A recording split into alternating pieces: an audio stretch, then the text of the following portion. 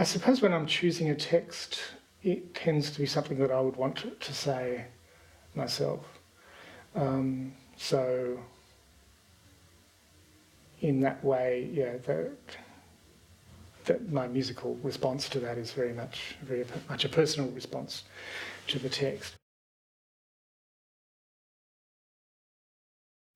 I've chosen from a fairly wide range of texts, sometimes poetry that's possibly not very well known, through to poetry that probably has been set hundreds of thousands of times and by great composers, and how dare I do this, but it's kind of fun. So I've plundered some of the German poetry that people in the 19th century set, feeling that, again, no one interpretation is the definitive one.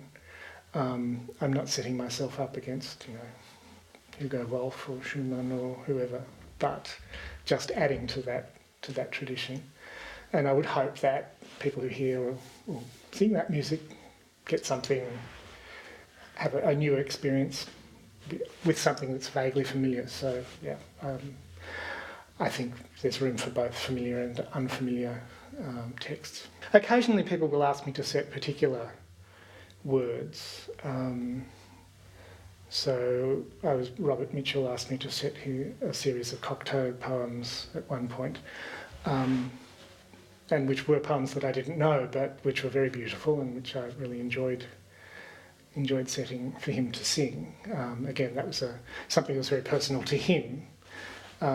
So it was my job as a composer to be empathetic to how he felt about that music, that poetry, and respond with appropriate music, which I hope I did. I've mainly set poetry in song, occasionally in liturgical texts. Obviously, or liturgical contexts. I've used liturgical words which may or may not be poetic, and that's a matter of some debate, I think.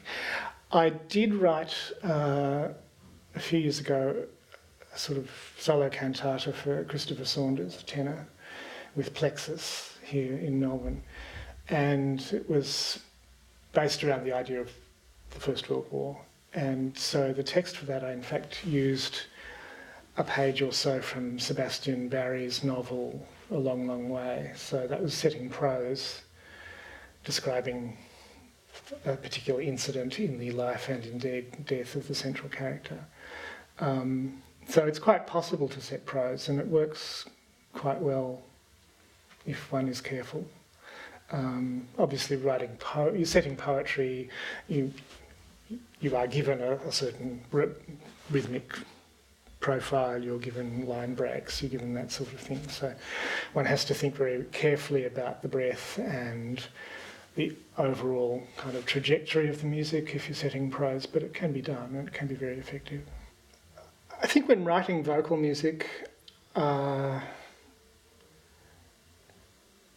guess I would be regarded as a fairly traditional composer in that I tend to use the voice